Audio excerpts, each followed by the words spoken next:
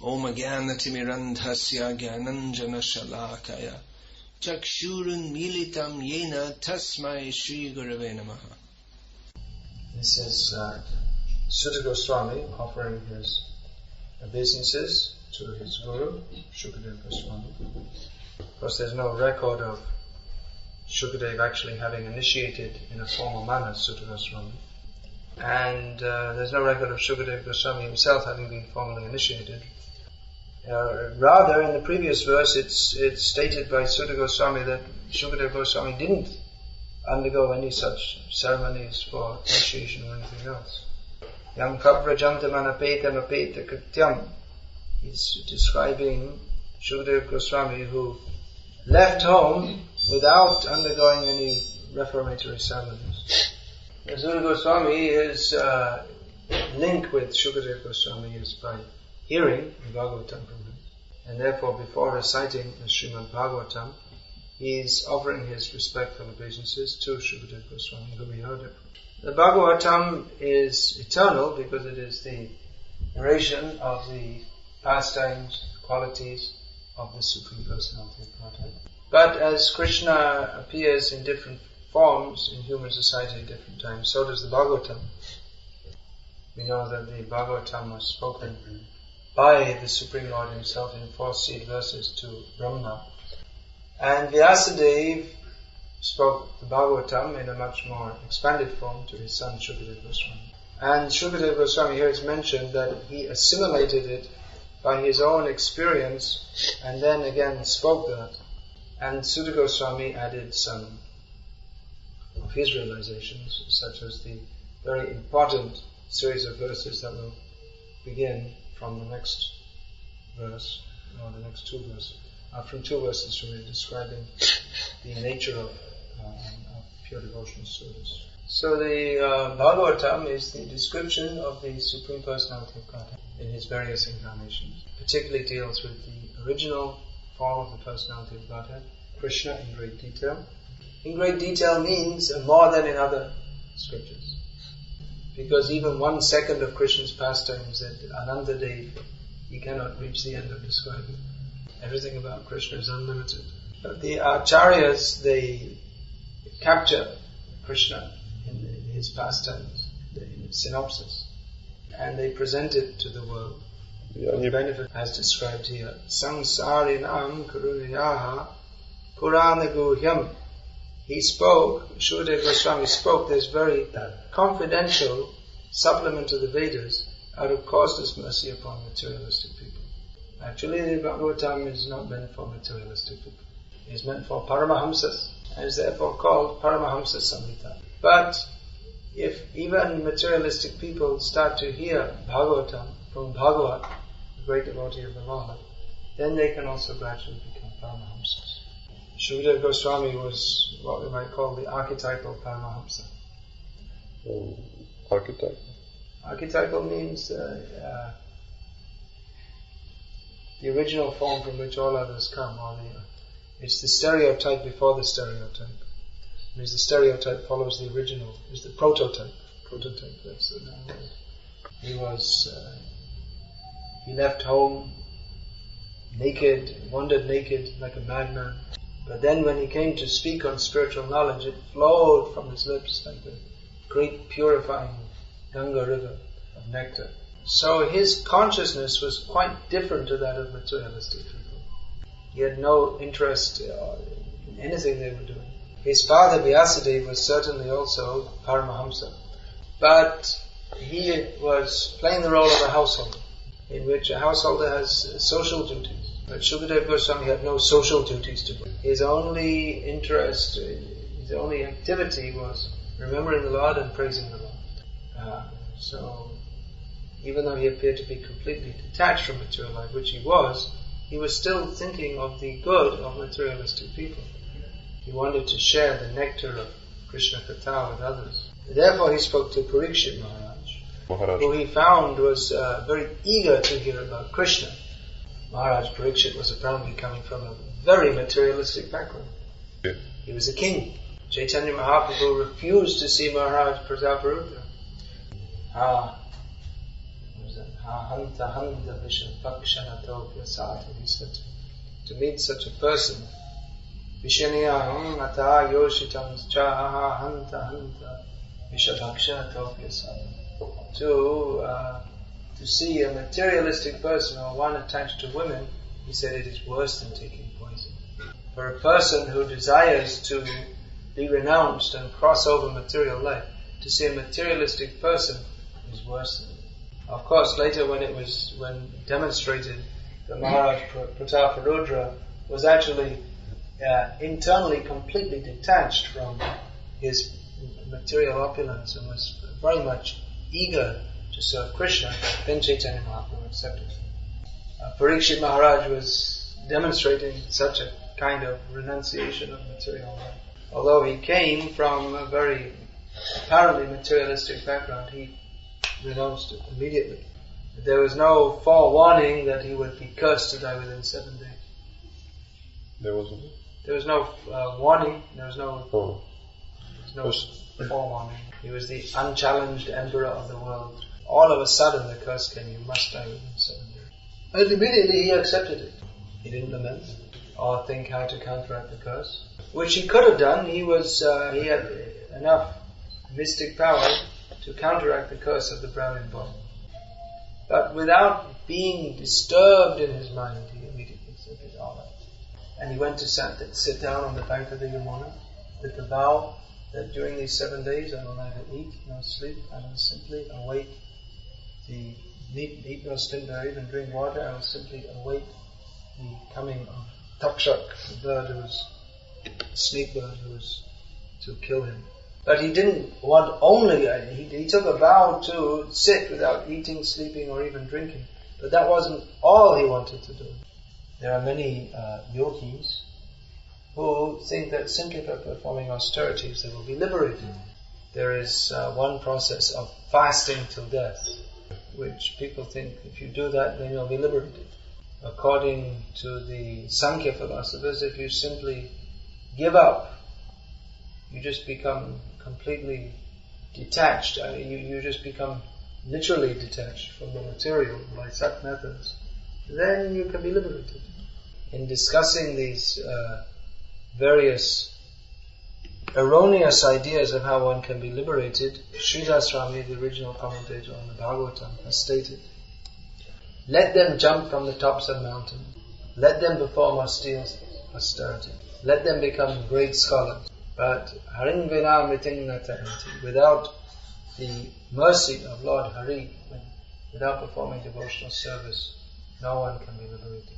Because there are various theories that by jumping off the top of mountains you can become liberated.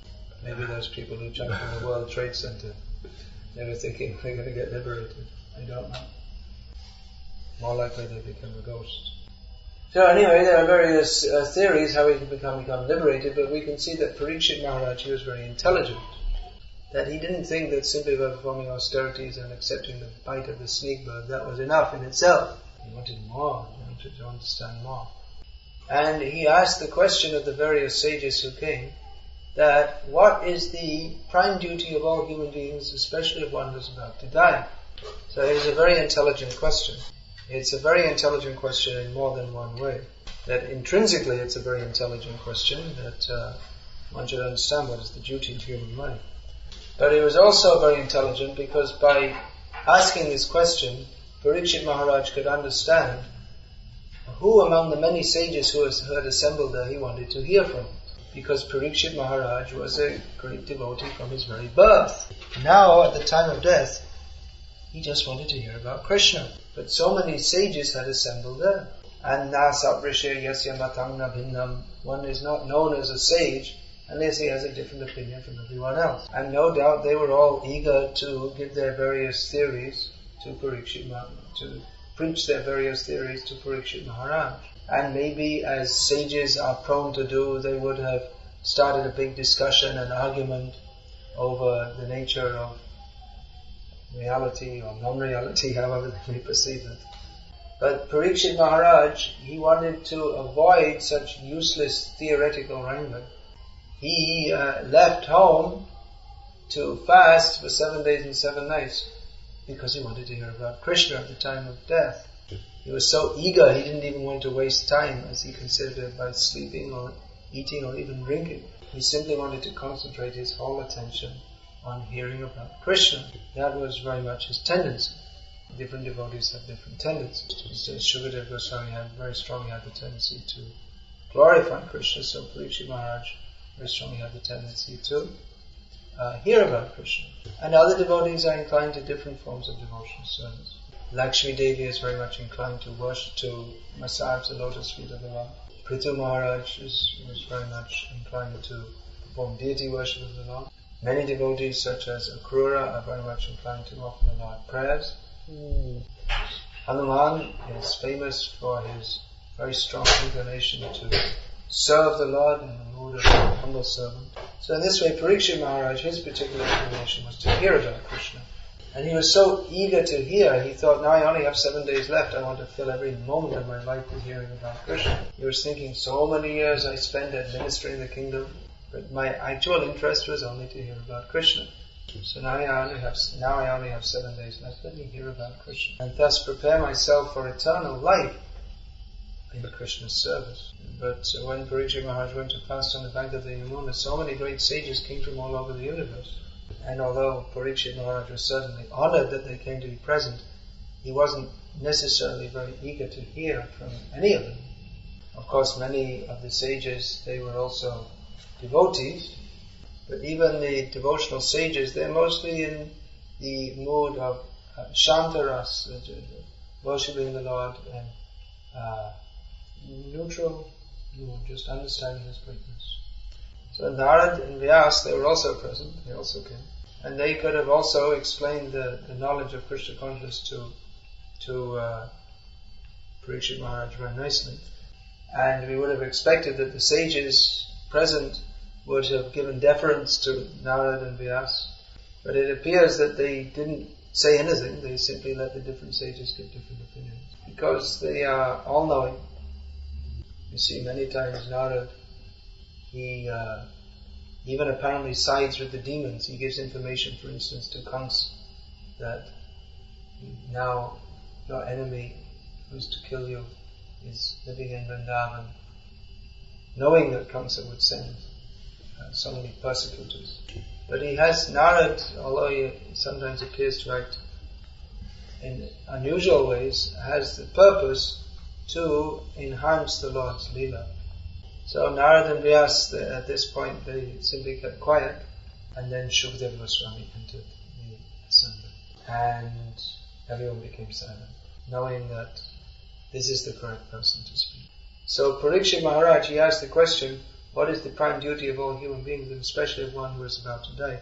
He himself knew the answer, because he was a great devotee from his birth. But he knew that only the person who could give him the right answer would be the right person to speak to him Krishna Katha. Someone may have said, now you should perform pranayama. Someone else may have said that you meditate on the Lord within the heart. Someone else may have said that you meditate on the universal form. We find that when Shukadeva Goswami began speaking to Pariksit Maharaj, he summarized these processes first of all.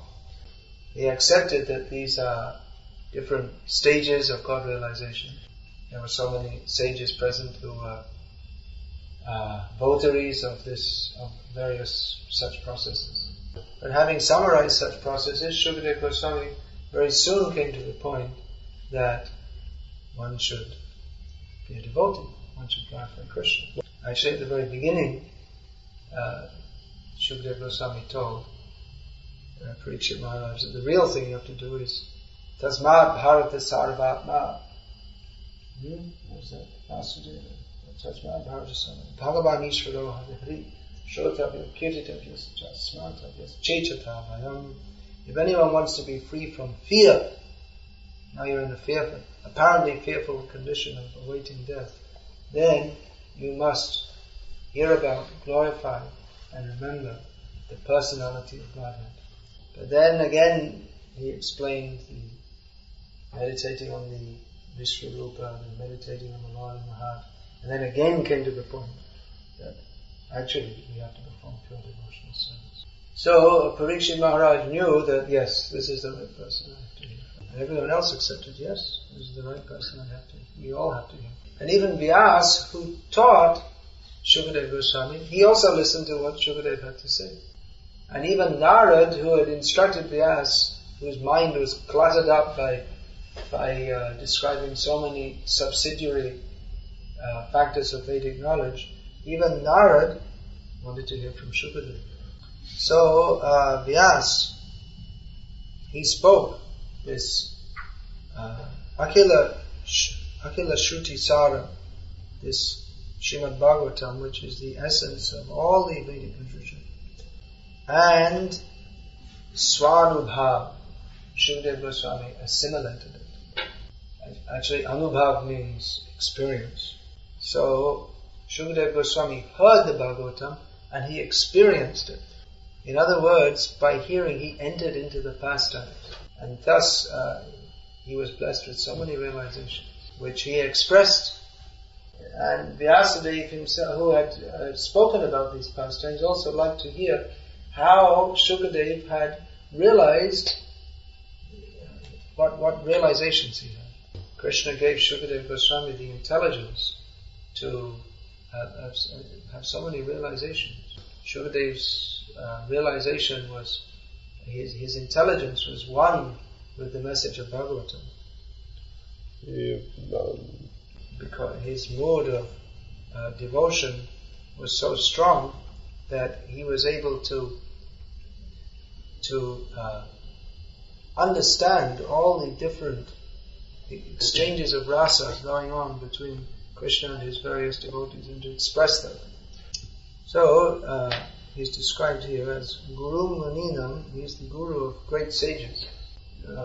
Because he spoke this Bhagavatam in the presence of so many great sages who were very learned person. Still they realized that even though we are very learned, we have something to learn from this young boy. But also, Samsarinam Karunayaha Purana Guhyam. He also spoke this very confidential message of Bhagavatam out of compassion for materialistic people. So he was simultaneously speaking for the benefit of the munis, who are not materialistic people, and for the materialistic people.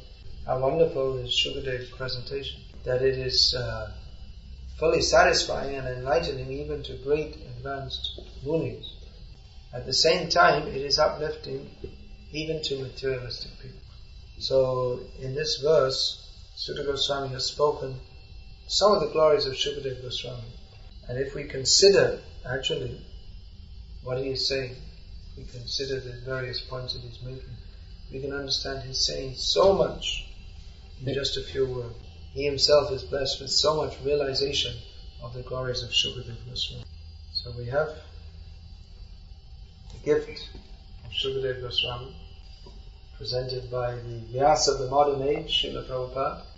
Just as Vyasa compiled so many books for the benefit of human society, so Prabhupada compiled those same books of Vyasa and presented them in a way suitable for modern society. Of course, Prabhupada wasn't speaking amongst great sages. He was speaking among greatly fallen people.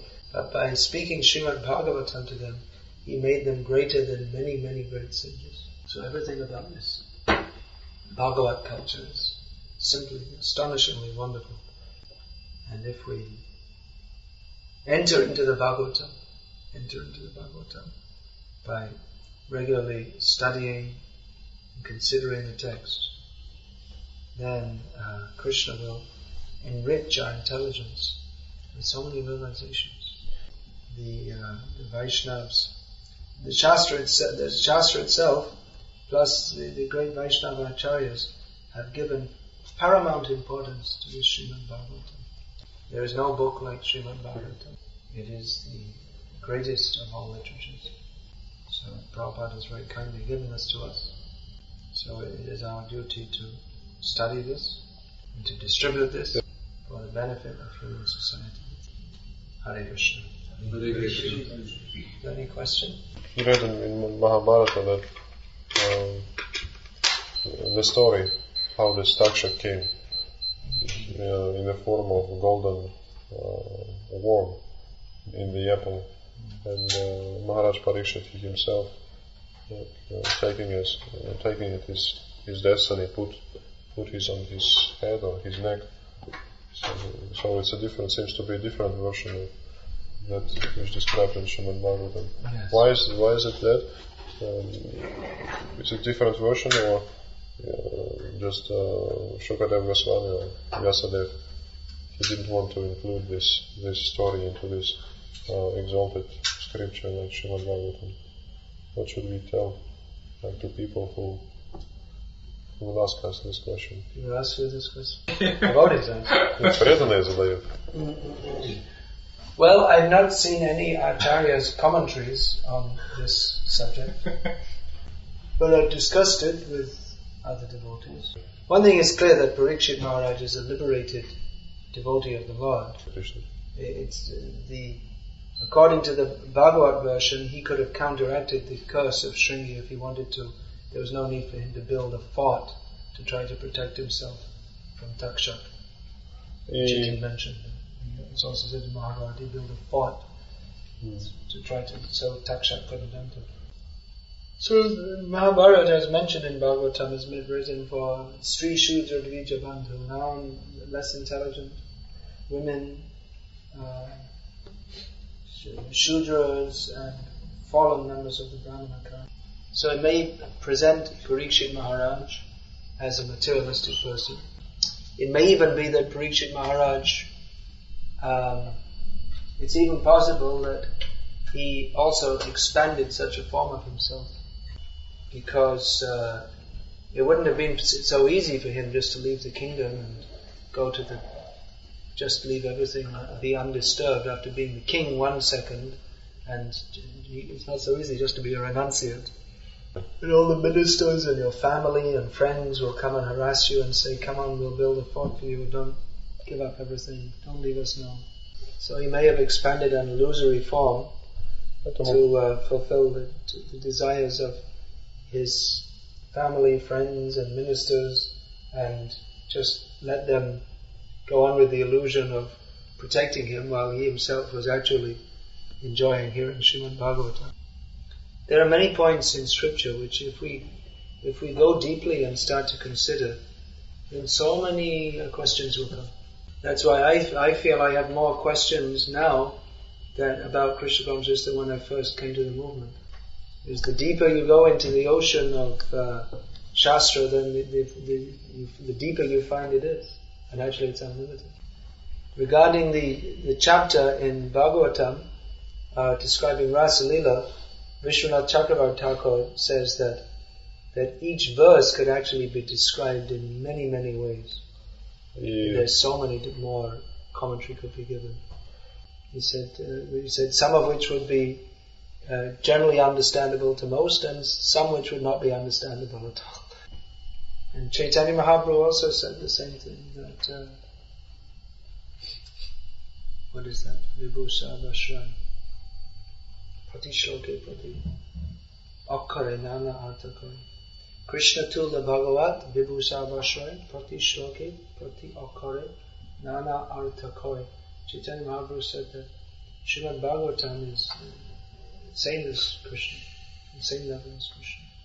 It is all-powerful and can give all shelter to all.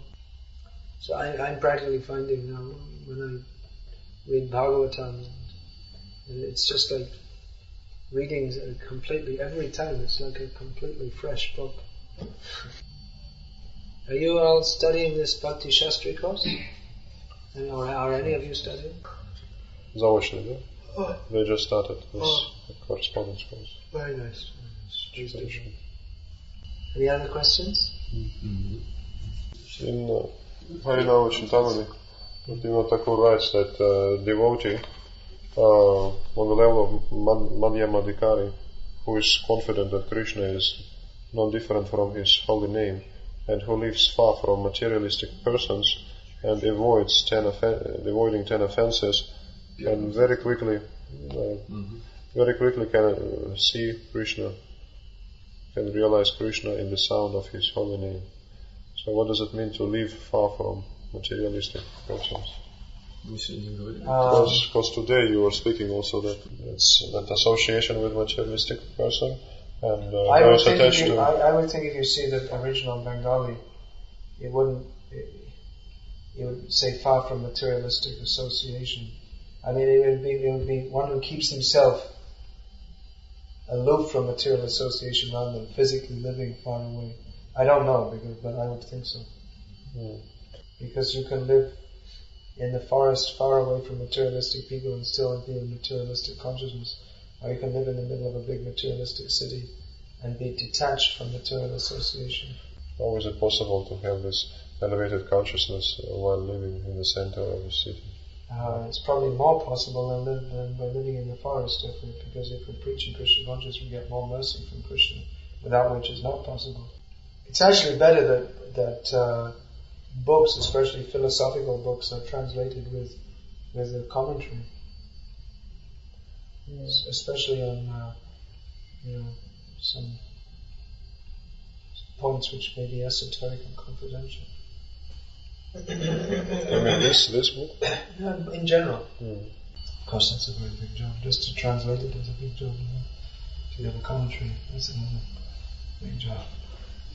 Maharaj Pariksit was a liberated soul and still very powerful king. Do devotees need to try to endeavor to occupy some material position in order to preach Krishna consciousness, to facilitate preaching Krishna consciousness?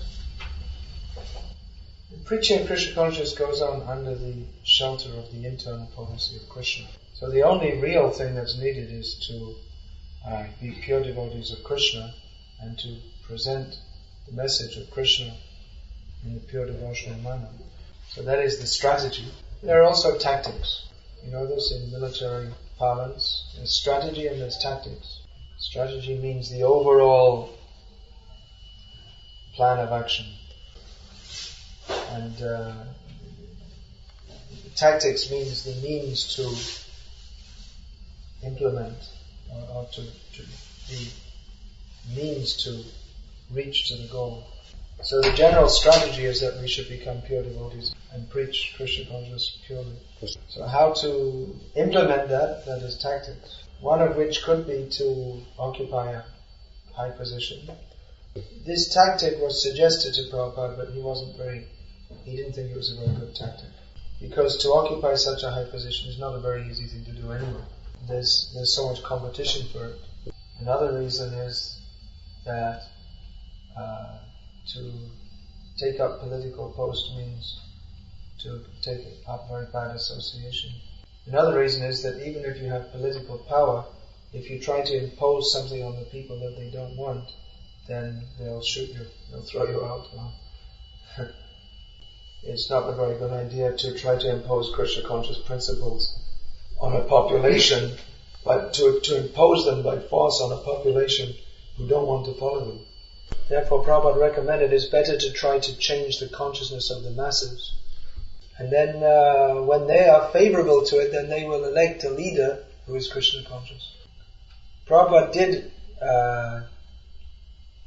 approve, for some time he approved that devotees, they run for the office of president in America. For what? For the office of president of the USA. Oh. Not that no one expected that they would get elected as president. But it was as a platform for preaching, that they would appear on television and they would preach that leaders, they should propagate proper values and so on. But Prabhupada himself, he didn't push this program very much. He allowed the devotees to engage in it. But he said that no ISKCON funds could be used for it. They'd have to raise funds as a political party. ISKCON? He said that no ISKCON funds could be used for it. They'd have to raise their funds separately as a political party. In God We Trust party they made in America. Mm-hmm. So devotees, they had a few meetings and they had a few TV appearances and they had some of them. But one thing Prabhupada saw, the bad association that the devotees would have. They'd have to mix with all kinds of very bad people, politicians. There's a famous saying in English said by Samuel Johnson, said that politics is the last scoundrel of rascals, the last refuge, the last resort of rascals, the last resort of scoundrels. So it all means the same thing. politics is the last resort of scoundrels. Samuel Johnson. I believe it was Samuel. Один известный. He was a politician himself? No. He was a lexicographer. That's what he's most for. And another reason is that it would require so much funds, which devotees they didn't have.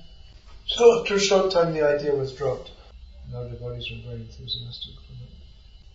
Similarly, sometimes devotees think, let me become a great rock musician and then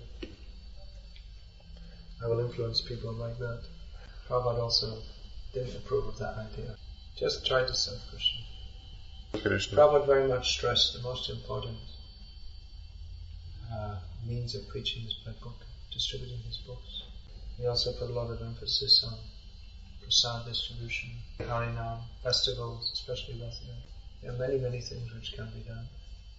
But these are the basic activities of Krishna conscious movement. You wrote such great books which are very small but very, very fantastic. Which are small but very fantastic. Like Vamshadas Babaji and the story of Rasikananda. So I was thinking that who are these personalities? Like Rasikananda, you described that he left his body by entering deity. So I'm thinking maybe he is some hidden incarnation of the Lord.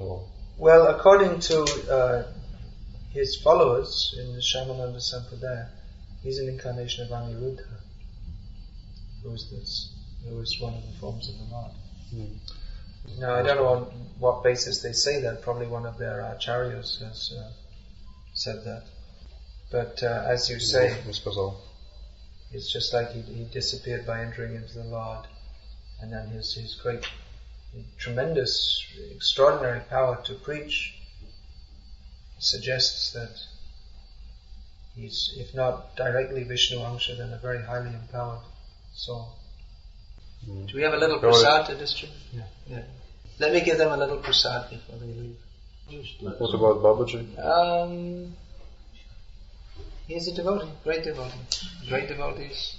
Yes, there are many great devotees who have wonderful characteristics. The devotee is as good as the Lord, if not better than the Lord.